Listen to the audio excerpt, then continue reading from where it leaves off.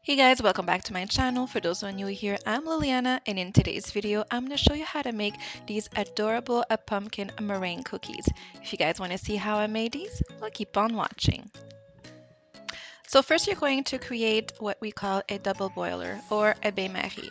So basically you're going to heat up in a medium-sized pot some water, and over it you're going to put your mixing bowl with your egg whites and your sugar, and you're going to whisk until the sugar is completely dissolved.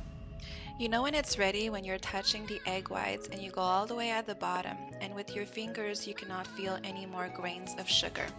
If that's the case, you're just going to transfer it to your mixing bowl, and you're going to continue whisking to your mixing bowl, and you're going to add a little bit of cream of tartar and your vanilla extract or any other extract that you want. But if you can still feel little grains of sugar, you're going to continue whisking over your double boiler, making sure that everything has dissolved.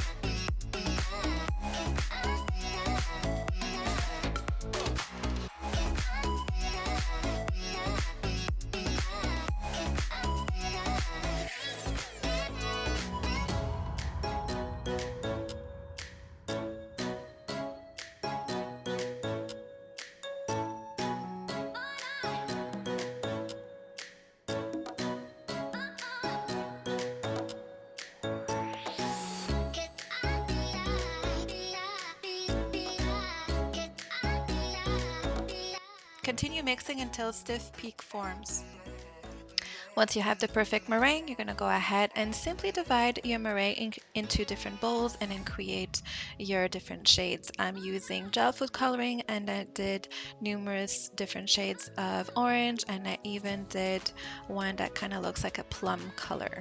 So right here, as you can see, I'm preparing my pan. So what I'm doing is that I'm always sticking at the bottom, applying a little bit of meringue at the bottom, and then placing my parchment paper. What that does is that it just makes sure that the parchment paper stays in place. So right here I'm piping basically little, like almost like a letter C on each side, and then I'm finishing the whole entire pumpkin from bottom top, and I'm using piping tip 1M, of course, one of my favorites.